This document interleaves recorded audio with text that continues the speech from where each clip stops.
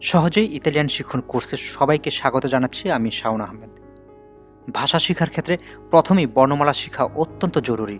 তাই আজ আমরা শিখব লা আলফাবেতো ইন ইতালিয়ানো, মানে ইতালিয়ান বর্ণমালা।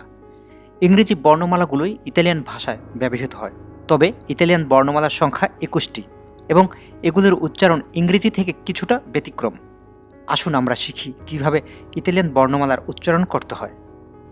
আ, B, C, D, E, F, G, H, I, L,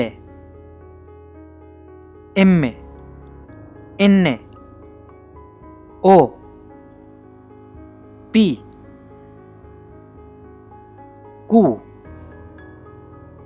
R, S,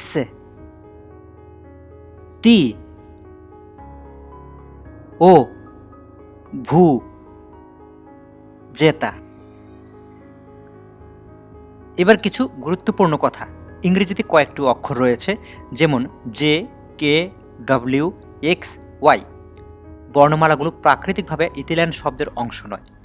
এগুলো সবই বিদেশি শব্দের কারণে ইতালিয়ান ভাষায় আসে, যেমন তথ্য প্রযুক্তি এবং আধুনিক সাংস্কৃতিক শব্দগুলোর মধ্যে ব্যবহৃত হয়। কিন্তু মূল ইতালিয়ান বর্ণমালায় এগুলোর কোনো ভূমিকা নেই। এই শব্দগুলোকে ইতালিয়ানরা কিভাবে উচ্চারণ করে সেটিও আমরা শিখব।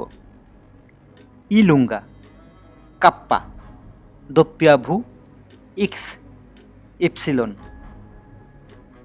ইতালিয়ান বর্ণমালাগুলো যেভাবে উচ্চারণ করা হয়, শব্দ বানানোর ক্ষেত্রে উচ্চারণ ঠিক সেভাবেই হবে। উচ্চারণে কোনো ধরনের পরিবর্তন হবে না। যেমন ইংরেজিতে আমরা বলে থাকি অ্যানিম্যাল, ইতালিয়ান ভাষায় হবে অ্যানিমাল। ইংরেজিতে আমরা বলি ট্যাক্সি, ইতালিয়ান ভাষা হবে ট্যাক্সি। ইংরেজিতে রেডিও, ইতালিয়ান ভাষায় হবে রাদিও। যারা ইতালিয়ান ভাষা শিখবেন তাদের অনুরোধ করব, অবশ্যই আগে বর্ণমালাগুলো শিখুন। আপনারা যেন খুব সহজেই এবং অল্প দিনে ইতালিয়ান ভাষায় কথা বলতে পারেন এবং অন্যের কথা বুঝতে পারেন, সেজন্য আমরা খুব সহজ পদ্ধতি অবলম্বন করছি। আমাদের পরবর্তী ক্লাসগুলো অবশ্যই ফলো করবেন।